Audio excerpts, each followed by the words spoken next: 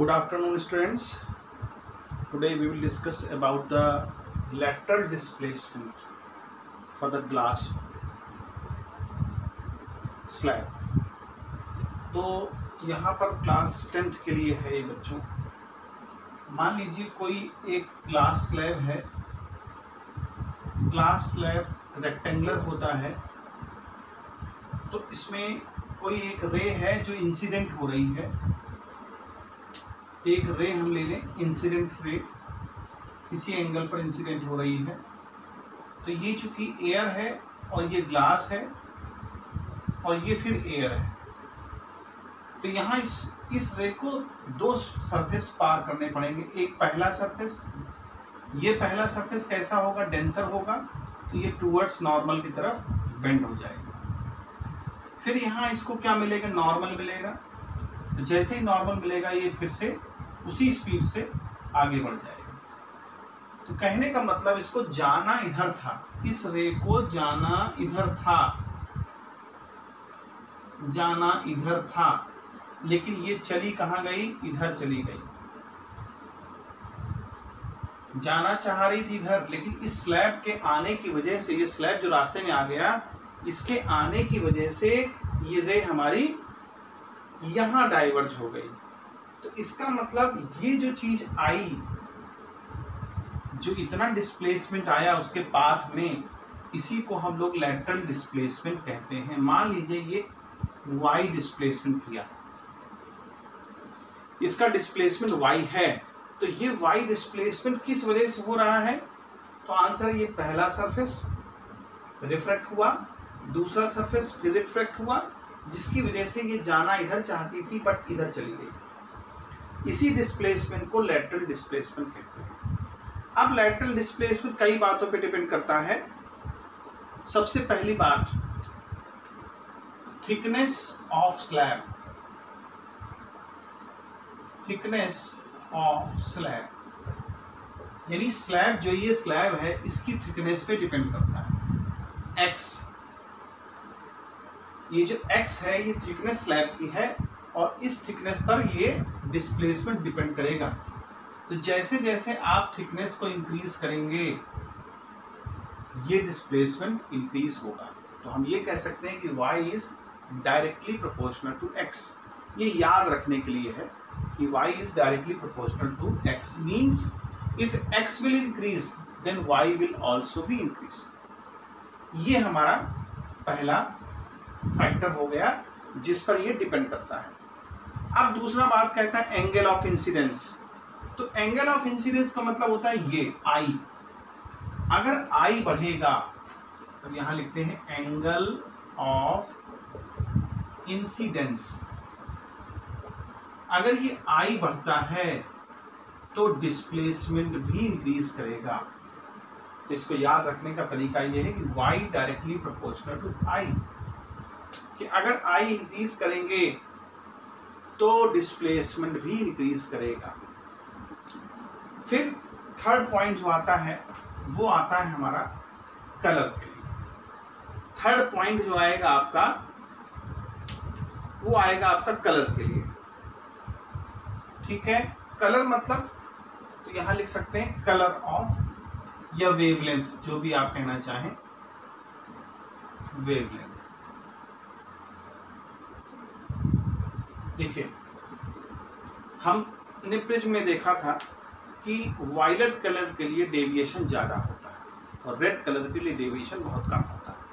तो अगर डेविएशन ज़्यादा होगा तो यानी वायलेट कलर ज़्यादा डेविएट होगी, और वायलेट कलर अगर ज़्यादा डेविएट होगी तो उसका डिस्प्लेसमेंट भी ज़्यादा होगा.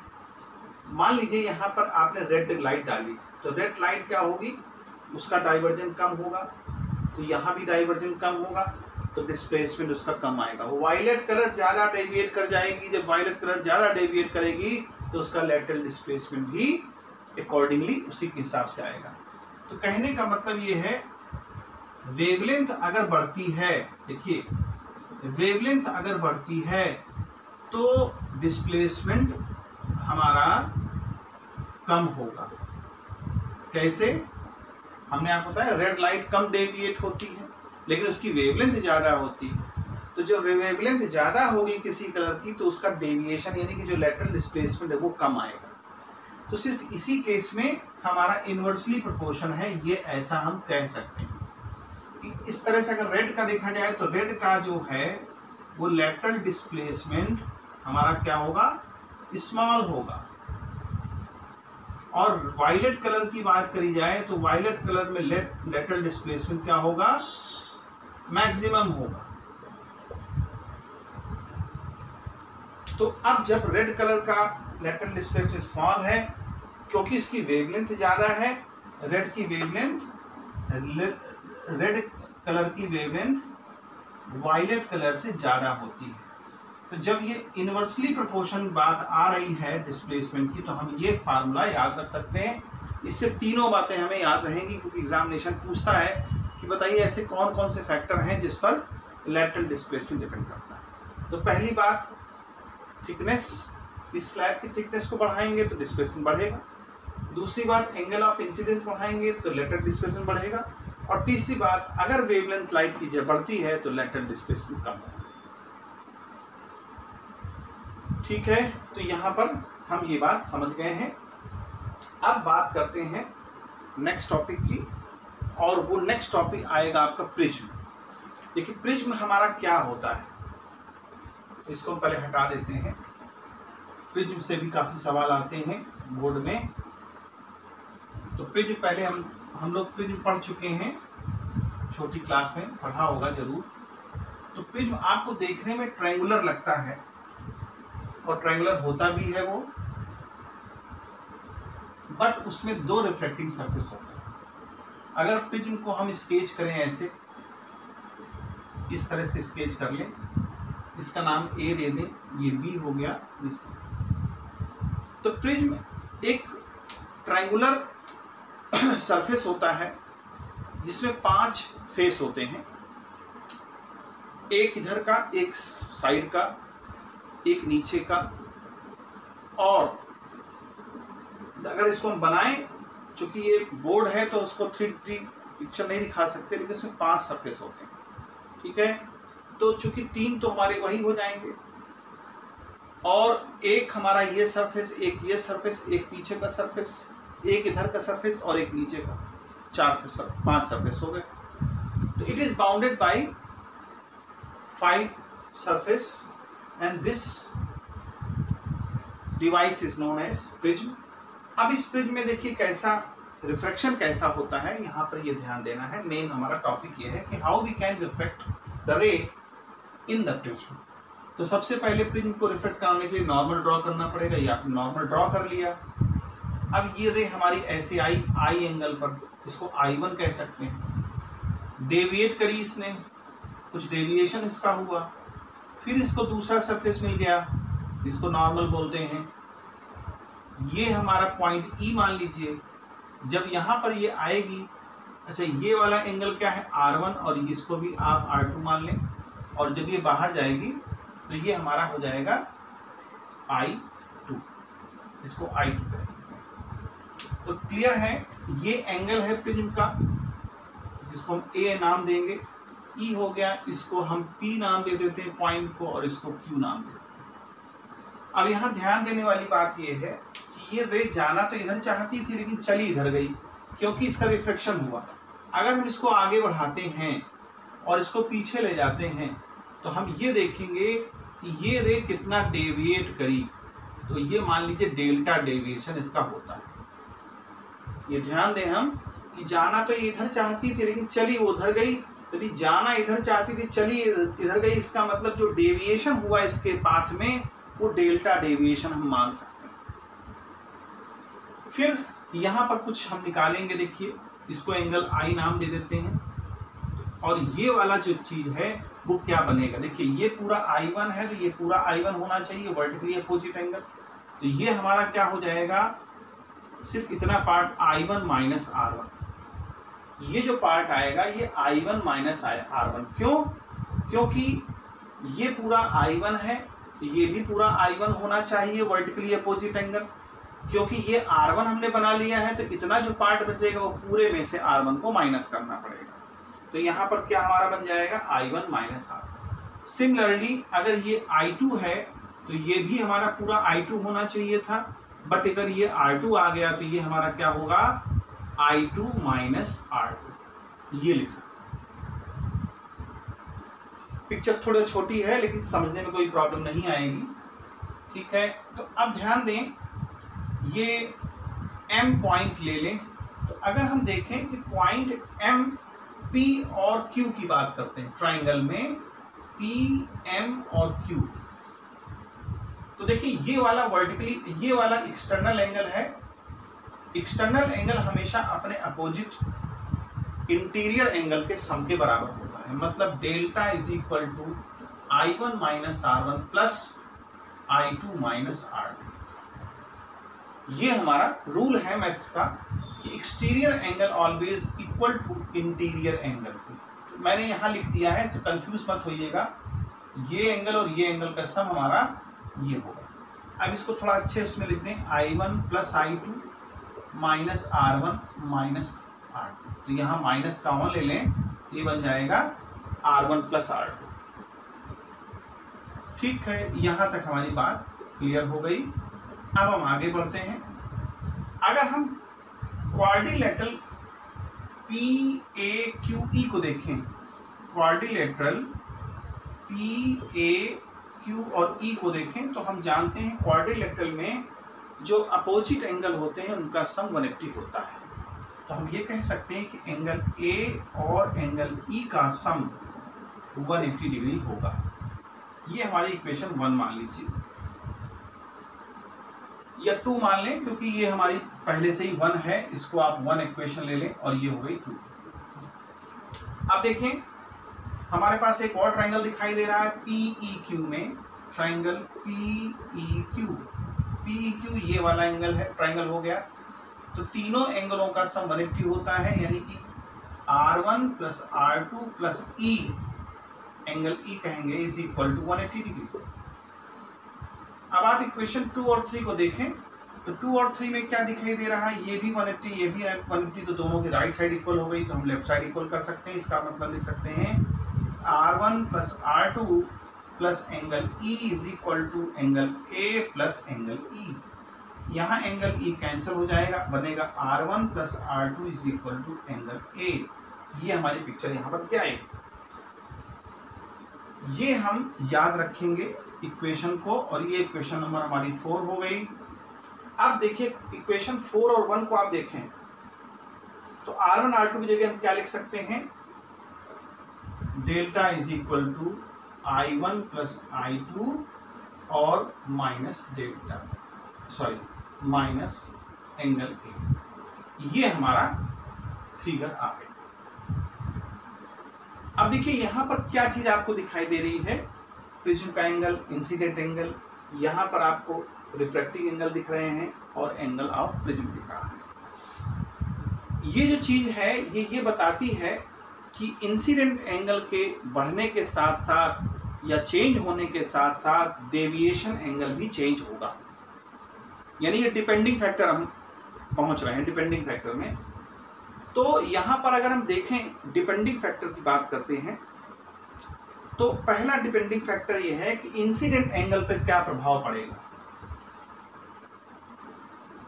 Angle of incidence.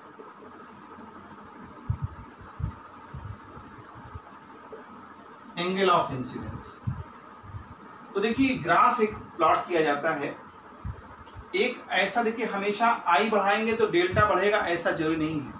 देखिए क्या होता है इसमें, एक ग्राफ होता है, ये डेल्टा मान लीजिए, ये आई मान लीजिए, आई इंसिडेंट एंगल है जो एक्स एक्सिस में है, डेल्टा वाई एक्सिस में है।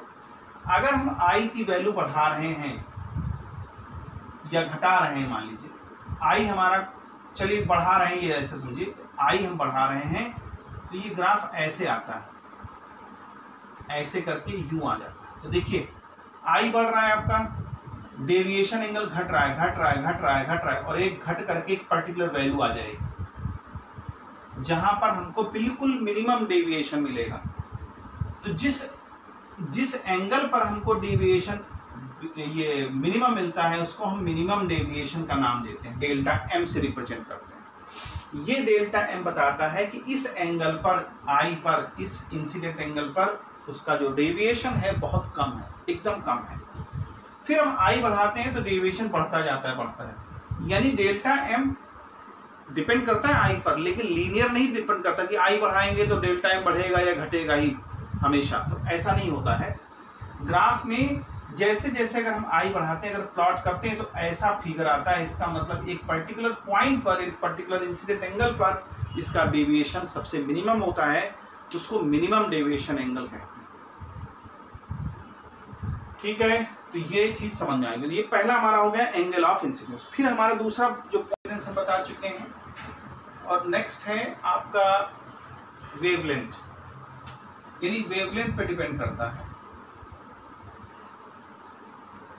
वेवलेंथ कह सकते हो, ये कलर ऑफ लाइट भी कह सकते हो। तो देखिए रिफ्रैक्टिव इंडेक्स डिपेंड करता है वेवलेंथ। तो वेवलेंथ सबसे ज्यादा किसकी होती है? तो आंसर सबसे ज्यादा होती है रेड लाइट। तो रिफ्रैक्टिव इंडेक्स किसका सबसे ज्यादा होता है? वायलेट का। तो डेविएशन एंगल जो होगा वो वायलेट के लिए ज्यादा होगा रेड से। बाकी चीजें बीच में आएंगी, बाकी कलर्स की जो प्रॉपर्टी है वो बीच में आएंगी, लेकिन डेल्टा वी मतलब डेविएशन वायलेट कलर का रेड से ज्यादा होता है, ज्यादा डेविएट करती है। आप तो प्रिज्म में देखा ही है आपने कि ज्यादा डेविएशन करती है। तो हम ये कह सकते हैं कि डेल्टा वी ज्यादा होता है डेल्टा आर से, या यूं कह सकते हैं कि रिफ्रैक्टिव इंडेक्स वायलेट का ज्यादा होता है रेड से। ये चीज, ये हमारा फैक्टर हो गया सेकंड। अब दूसरे फैक्टर की बात करते हैं कि जो डेविएशन है वो रिफ्रैक्टिव इंडेक्स यानी मटेरियल ऑफ प्रिज्म पे डिपेंड करता है। रिफ्रैक्टिव इंडेक्स, तो फिर से वही बात घूम के आ गई, रिफ्रैक्टिव इंडेक्स। तो जिसका ज्यादा रिफ्रैक्टिव इंडेक्स होगा उसका ज्यादा डेविएशन होगा। ये मटेरियल पर डिपेंड करता है कि मटेरियल कैसा, अगर मटेरियल डिफरेंट होगा तो रिफ्रैक्टिव इंडेक्स डिफरेंट होगा। जैसे एक कांच होता है फ्लिंट कांच, फ्लिंट कांच का डेविएशन ज्यादा होता है क्राउन ग्लास से। एक मटेरियल होता है क्राउन, तो क्राउन ग्लास का डेविएशन कम होता है, फ्लिंट कांच का डेविएशन ज्यादा होता है, क्योंकि रिफ्रैक्टिव इंडेक्स हमारा फ्लिंट कांच का ज्यादा होता है। आप ये भी कह सकते हो रिफ्रैक्टिव इंडेक्स फ्लिंट का more than refractive index of crown. और थर्ड चीज आती है आपकी एंगल ऑफ प्रिज्म, यानी जो प्रिज्म हमारा ये होता है, इस प्रिज्म में ये जो एंगल होता है इसी को एंगल ऑफ प्रिज्म बोलते हैं। तो अगर एंगल ऑफ प्रिज्म, इसको लिख देते हैं फैक्टर एंगल ऑफ प्रिज्म, अगर एंगल बढ़ रहा है, एंगल आप इंक्रीज करोगे, ए इंक्रीज करेगा तो डेविएशन भी इंक्रीज करेगा। सीधा सीधा याद रखना है कि delta is directly proportional to A. यहां पर अगर रिफ्रैक्टिव इंडेक्स ज्यादा है किसी मटेरियल का तो उसका डेविएशन ज्यादा होगा। यहां पर वेवलेंथ ज्यादा है तो रिफ्रैक्टिव इंडेक्स हमारा कम होगा। उल्टा होता है रिफ्रैक्टिव इंडेक्स रिलेशन, वेवलेंथ ज्यादा है रिफ्रैक्टिव इंडेक्स कम होगा। इसलिए वायलेट का रिफ्रैक्टिव इंडेक्स कम है क्योंकि वायलेट का वेवलेंथ कम होता है, बट डेविएशन ज्यादा होता है। क्योंकि प्रिज्म हमने देखा है कि देखिए रेड जो हमारी ये व्हाइट लाइट जाती है तो रेड हमारा ऊपर होता है और वायलेट सबसे नीचे होता है, क्योंकि वायलेट का डेविएशन ज्यादा होता है। इसी तरह से इसको याद रख सकते हैं। अगर एक चीज याद है तो सारी चीजें अपने आप क्लियर होती हैं। तो आज के लिए इतना ही, फिर नेक्स्ट टाइम में हम नेक्स्ट चीज लेके आएंगे आपके सामने। और